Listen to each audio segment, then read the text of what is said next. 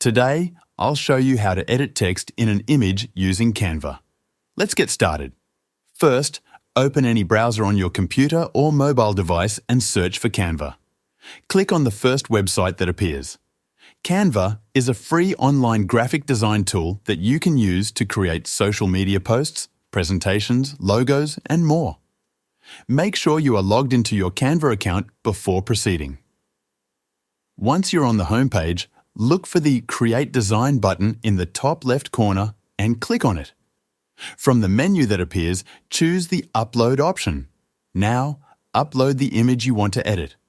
Once the upload is complete, click on Use in New Design and then select Custom Design.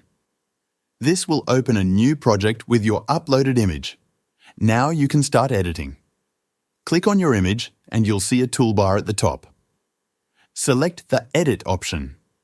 On the left side of your screen, you'll see a range of editing tools, including Canva's Magic Studio section. Here, locate and click on the Grab Text option.